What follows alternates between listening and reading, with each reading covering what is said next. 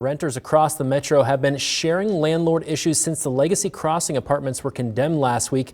We caught up with a legal expert to see what options renters have. 3 News Now reporter Alex Whitney has the details. We all want to feel safe and secure at home, but for Fireside Village resident Jason Unruh, that security vanished in August after a pipe burst in the apartment above him. We're sitting there eating dinner, and my girlfriend says that she hears water. Unruh and his girlfriend found water pouring through their ceiling and light fixtures and bulging the paint on the walls. First thing we noticed was there was just water pouring out all over our clothes, all over everything, and it started running out these 2 vents.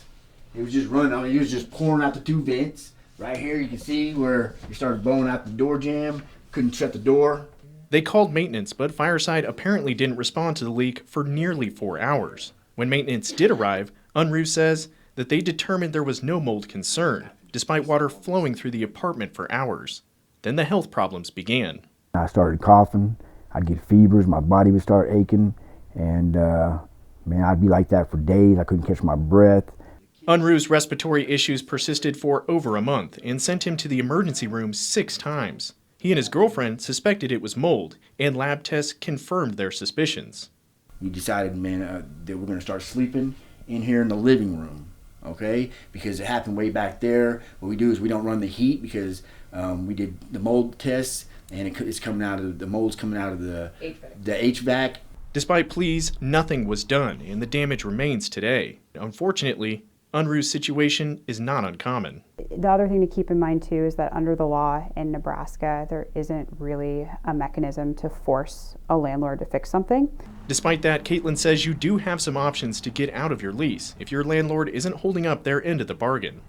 You're giving the landlord a notice in writing saying, hey landlord, please fix this within 14 days, or in 30 days, my lease is terminated. Okay, and what that does is it allows somebody to get out of a lease for an apartment or home that isn't up to standards for them. The best advice Sedfeld had for renters is to reach out to an attorney. Legal Aid of Nebraska can help those who financially qualify, and attorneys know the procedures that a renter can use to help avoid unnecessary headaches. Her next best advice is to keep a record of everything. Well, first of all, you should have communications with your landlord in writing. I think that's really important. The other thing that I think is important is to photograph and document things. If you're getting written notices from your landlord, take a picture of it. Like the things on the cloud live forever, but paperwork doesn't necessarily. So I think that's important. In Omaha, Alex Whitney, 3 News Now.